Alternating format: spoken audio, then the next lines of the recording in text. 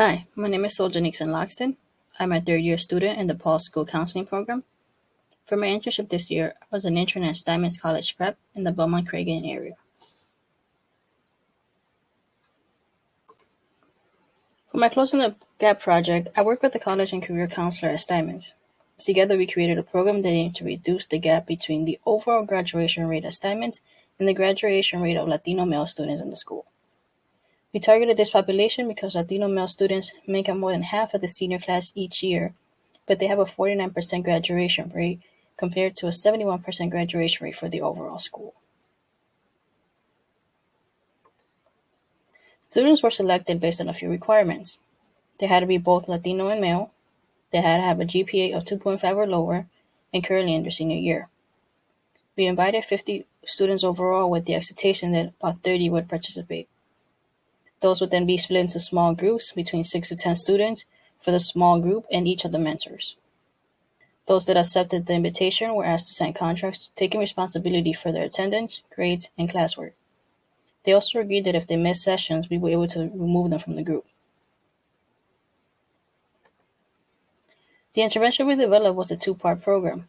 One part of the program will be a small group that will be co-led by the college and career counselor and myself. The other part will be a mentor group that we will help facilitate from a distance, meaning we will provide guidance to the mentors but not participate in the mentoring.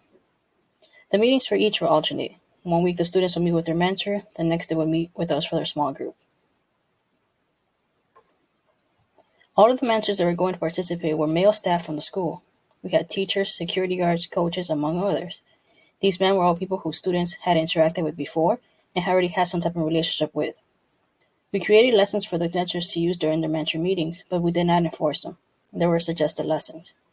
These lessons range from academics to getting to know each other on a more personal level. The topics for these lessons can be seen on the screen.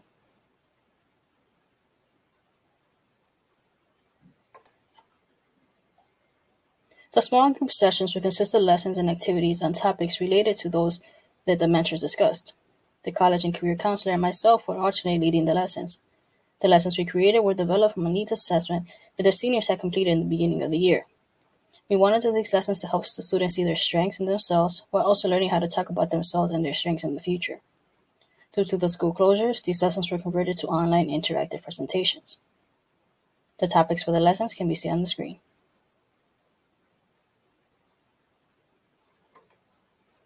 To identify growth from this program, students were going to be given an assessment before and after the program. In the assessment, students were asked questions about their academics, their attendance, behavior, skills, and in general knowledge about things like career, college, and interviewing. The data collected from each would then be compared after the last session to see what, if anything, had changed for the students. Due to the school closings, these also had to be adjusted and to pre- and post tests given after each lesson. If this program was able to be put into practice next year, some of the things that might change are 1. Aligning the mentor topics to the small group lessons. The current ones are aligned and were related but not closely enough.